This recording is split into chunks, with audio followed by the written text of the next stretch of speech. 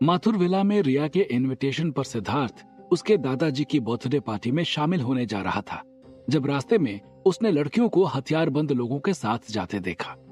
सिद्धार्थ को कुछ अनहोनी की आशंका हुई और उसने चुपचाप दबे पांव उनका पीछा करना शुरू किया, लेकिन इसी बीच उसका पैर सूखी पत्तियों पर पड़ गया।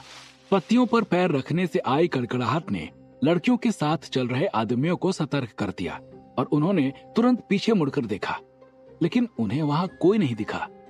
लेकिन उनके ग्रुप के मुखिया को शक हो गया कि कोई उनका पीछा कर रहा है और उसने अपने एक आदमी को बोला, जाके देख, पीछे कोई है क्या? उसके कहने के बाद वो आदमी अपनी बंदूक ताने हुए धीरे धीरे उसी ओर बढ़ने लगा जिधर सिद्धार्थ छिपा हुआ था। जैसे जैसे वो बंदूकधारी सिद्धार्थ की ओर बढ़ रहा था, वैसे वैसे सिद्धार्थ के दिल की धड़कन तेज होती जा रही थी। वो आदमी लगभग सिद्धार्थ के पास पहुंचने वाला था कि उसके मुखिया का फोन बजने लगा। उसने तुरंत फोन उठाया और बोला, हाँ बॉस, हम लोग बस जंगल के अंदर हैं, थोड़ी देर में पहुंचने वाले हैं। तुम इतने मूर्ख इंसान हो, किसी दिन मास्क मैन के हाथों मुझे मरवाओगे। शहर के बीच से आने की क्या जरूरत थी जब रेगुलर रूट से आया जा सकता था? वहां से जल्दी निकलकर पैकेज को गाड़ी में डालो, अगर किसी को कानो कान खबर लग गई तो मारे जाओगे। ऐसा कहते हुए बॉस ने फोन काट दिया। वो बंदूकधारी तब तक सिद्धार्थ के पास पहुंच चुका था और सिद्धार्थ उसके पैर के पास लगी झाड़ियों में छिपा बैठा हुआ था। वो नीचे झुककर देखने वाला था कि तभी उसके मुखिया ने आवाज दी, ओए आ जाओ रे, देर हो रही है, पीछे कोई दिखे तो सीधे गोली मार देना। वो आदमी वहीं से सीधा आगे बढ़ गया। तब सिद्धार्थ के जान में जान आई। जब उसे लगा कि वो लोग आगे बढ़ चुके हैं तो वो झुरमुट से निकलकर इधर उधर देखने लगा, लेकिन उन लड़कियों और आदमियों का कुछ अता पता नहीं था। वो धीरे धीरे ध्यान से चारों ओर देखते हुए आगे बढ़ने लगा और कुछ दूर ही बढ़ा था कि उसके सिर पर पीछे से वार हुआ और जब तक वो संभलता तब तक दूसरा वार हो गया और सिद्धार्थ बेहोश होकर वहीं गिर गया। जब उसे होश आया तो उसने अपने आप को एक पेड़ से बंधा पाया और उसके सामने एक बंदूकधारी और 10-12 लड़कियां खड़ी थी। लड़कियों के चेहरे पर फैले हुए डर को देखकर कोई भी साफ बता सकता था कि उन्हें जबरदस्ती किडनैप करके यहाँ लाया गया है। सिद्धार्थ खुद को छुड़ाने की पूरी कोशिश करने लगा, लेकिन वो खुद को छुड़ा नहीं पा रहा था। उसने अपने दिमाग में मार्शल आर्ट्स शब्द का उच्चारण किया और अपने हाथों से पूरी ताकत के साथ लगाकर रस्सियों को तोड़ने की कोशिश की, लेकिन ये क्या, उसे जिसे चमत्कार की उम्मीद थी वो हुआ ही नहीं।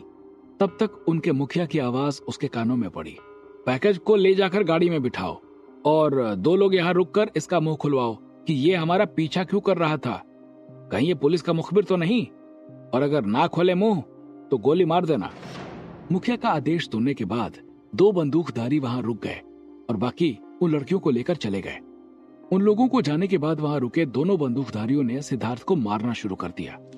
वो लोग सिद्धार्थ के पेट पर, मुंह पर घूंसे बरसाते जा रहे थे और सिद्धार्थ छूटने के लिए हाथ पांव झटक रहा था, लेकिन ना तो उसे उसमें सफलता मिल रही थी और ना ही उसकी अंगूठी से कोई चमत्कार हो रहा था। मारते मारते वो दोनों अचानक से रुक गए और एक आदमी ने दूसरे से कहा, हम लोग इस पर अपनी ताकत क्यों जाया कर रहे हैं? हमें नहीं लगता कि इसके पास बताने को कुछ है, इसको गोली मारें और निकलें। दूसरे आदमी ने भी सहमति में सिर हिलाया। दोनों ने सिद्धार्थ के ऊपर अपनी बंदूक तान दी और उसका मजाक उड़ाते हुए कहा, कोई आखिरी इच्छा हो तो बोल, जीवन दान छोड़कर तुम कुछ भी मांग सकते हो वत्स। उसकी बात सुनने के बाद शांत स्वभाव का सिद्धार्थ गुस्से में दांत पीसते हुए बोला, तू मेरा एक बार हाथ खोल कर तो देख, फिर मैं तुम दोनों की अंतिम इच्छा पूरी करूंगा। खोल दो भाई, देख लेता हूँ कि ये कितना बड़ा सूरमा है। कहते हुए उसने दूसरे आदमी को इशारा किया। वो आदमी पहले वाले का मुंह देखने लगा। उसे लगा कि शायद वो मजाक कर रहा है। खोल दे, मजाक नहीं कर रहा हूँ। उसको अपना चेहरा ताकते देख पहले वाले आदमी ने फिर से आदेश दिया। उसके दोबारा कहने के बाद दूसरे आदमी ने जाकर उसका हाथ खोला और बंदूक उठाकर सिद्धार्थ पर तान दी, फिर थोड़ा पीछे हट गया। जैसे ही सिद्धार्थ का हाथ खुला, उसने तुरंत अंगूठी को छूते हुए मन में मार्शल आर्ट्स का ध्यान किया और उसकी तरफ दौड़ा। और जैसे ही उसने उछलकर कराटे किक मारने की सोची, सामने वाले आदमी ने उसके पेट पर एक घूंसा मारा और सिद्धार्थ जमीन पर आकर गिर गया। सिद्धार्थ को बिल्कुल समझ नहीं आया कि आखिर ये क्या हुआ, उसकी शक्तियां किधर गईं। सामने वाला आदमी फिर दौड़ा और सिद्धार्थ ने बचाव की मुद्रा में हाथ ऊपर किया कि अभी बिजली इसके ऊपर गिरेगी, लेकिन कुछ नहीं हुआ और उस आदमी ने सिद्धार्थ को उठाकर जमीन पर दे मारा। अब सिद्धार्थ के हौसले पस्त हो चुके थे। उसे समझ नहीं आ रहा था कि आखिर उसके साथ ये क्या हो गया है कि उसकी कोई भी शक्ति काम नहीं कर रही है। बिना शक्तियों का सिद्धार्थ उस आदमी के सामने शून्य था और उसे लगने लगा कि आज उसकी जान चली जाएगी। इसलिए उसके दिमाग में एक बात आई और उसने सामने वाले आदमी से कहा, रुक जाओ, मैं अपने बड़ बोले के लिए माफी मांगता हूं। पूछो क्या जानना है तुम्हें, मैं बताता हूं। कहते हुए सिद्धार्थ एकदम से हताश हो चुका था। उसे समझ में नहीं आ रहा था कि आखिर में उसकी शक्तियां चली कहां गई। ये हुई ना बात, इसको फिर से बांध, उसने दूसरे आदमी से बंदूक लेते हुए कहा। उसके साथ के दूसरे आदमी ने अपनी बंदूक उसे पकड़ाई और सिद्धार्थ को फिर से पेड़ से बांध दिया और उसके सामने आकर खड़ा हो गया। अब बताओ, हमारा पीछा क्यों कर रहे थे? क्या तुम पुलिस के मुखबिर हो? पहले आदमी ने सिद्धार्थ से सवाल करते हुए पूछा। मैं कोई पुलिस का आदमी नहीं हूँ, मैंने बस देखा कि तुम लोग लड़कियों को ले जा रहे हो तो मैं ऐसे ही उत्सुकतावश देखने चला आया। सिद्धार्थ ने अपना बचाव करते हुए उन्हें जवाब दिया। उनसे लड़ने को तैयार सिद्धार्थ ने जब ये जाना कि उसकी शक्तियां काम नहीं कर रही हैं, तो वो अपने बचाव की मुद्रा में आ चुका था। सिद्धार्थ अभी उतना बड़ा नहीं हुआ था कि ऐसे किसी बंदूकधारी का निहत्थे सामना कर सके और वो बार बार यही सोचे जा रहा था कि आखिर उसकी शक्तियों ने यहां काम क्यों नहीं किया। तू मुझे बेवकूफ समझता है बच्चे? बिना किसी कारण के हम सबका पीछा करना और फिर बिना हथियार के अपने शरीर से दोगुने शरीर वाले से लड़ने के लिए तैयार हो जाना, मुझे तू आम इंसान तो नहीं लगता। उस आदमी ने सिद्धार्थ की ओर देखते हुए कहा, मैं सच में किसी के साथ काम नहीं करता। मैं तो होटल मिडनाइट में सब्जियां सप्लाई करता हूं। मैं अपने पैसे लेने आया था और लघुशंका से निपटने के लिए मैं इधर आ गया तो आप सबको देखा। सिद्धार्थ के चेहरे पर डर व्याप्त था। उसने जानबूझकर बर्थडे पार्टी वाली बात छिपा ली थी क्योंकि उसे यकीन था अगर उन्हें जरा भी पता चल गया कि वो रिया माथुर के करीबी हैं, तो वो लोग पैसों के लिए रिया को ब्लैकमेल भी कर सकते थे। अच्छा, तो तुम एक किसान हो, लेकिन तुम या तो बहुत चालाक हो या एकदम मूर्ख। निहत्थे किसी बंदूक वाले का पीछा करना और वो भी जब वो ज्यादा संख्या में हो, मुझे बिल्कुल समझ नहीं आया। उस आदमी ने होठों को दांत से काटते हुए कहा। उसे अभी भी सिद्धार्थ के ऊपर भरोसा नहीं हो रहा था। मैं सच बोल रहा हूं। सिद्धार्थ की आवाज में दर्द, पछतावा और निवेदन था।